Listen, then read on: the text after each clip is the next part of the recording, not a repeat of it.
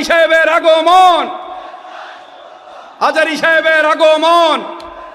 প্রিয় ভাইরা, আপনারা জানেন যে আমি প্রতি বিভাগে একবার করে সফর করছি। তো সেই সুবাদে রংপুর বিভাগের প্রোগ্রামটা আমি লালমনিরহাটে দিয়েছি এবং আমি আশ্বস্ত হয়েছিলাম যে লালমনিরহাটের প্রোগ্রাম খুবই গোছালো হবে, সুষ্ঠু হবে, শান্ত হবে। সেটার নমুনা আলামত আমি দেখতে পাচ্ছি, আলহামদুলিল্লাহ।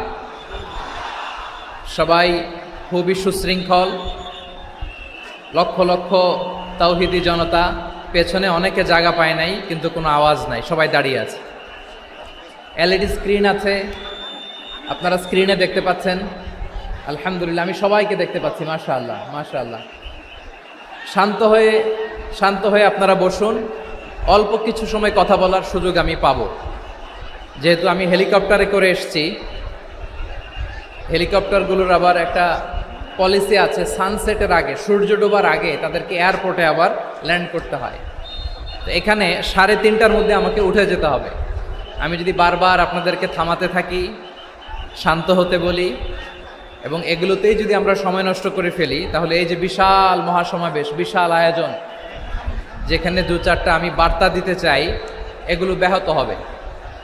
লালমনিরহাটের ছেলেরা খুব ভদ্র, শান্তশিষ্ট। আসার পর থেকে আমাকে রিসিভ করা থেকে শুরু করে স্টেজে আনা থেকে শুরু করে, এবং আলহামদুলিল্লাহ তরুণ জেনজি শ্রোতাদেরকে আমি দেখতে পাচ্ছি, তারা খুবই কোঅপারেটিভ। সহযোগিতা করার, কোঅপারেট করার, অ্যাসিস্ট করার মানসিকতা আমার ভাইদের আছে, আলহামদুলিল্লাহ আলহামদুলিল্লাহ।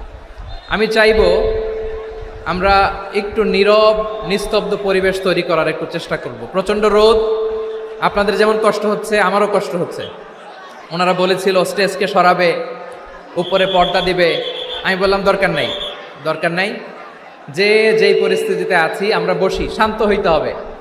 এখানে আমি শান্ত হইতে বলবো, ভলান্টিয়ার্সরা মাইক নিয়ে শান্ত হইতে বলবে, আমাদের সম্মানিত উপস্থাপক উনি শান্ত হইতে বলবে।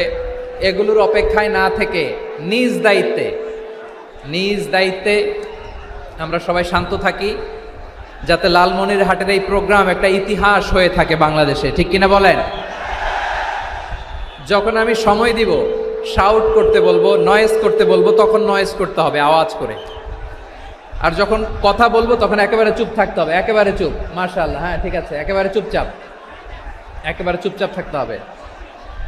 ধুলা উড়ানো যাবে না, সামনে আগানো যাবে না। নিজের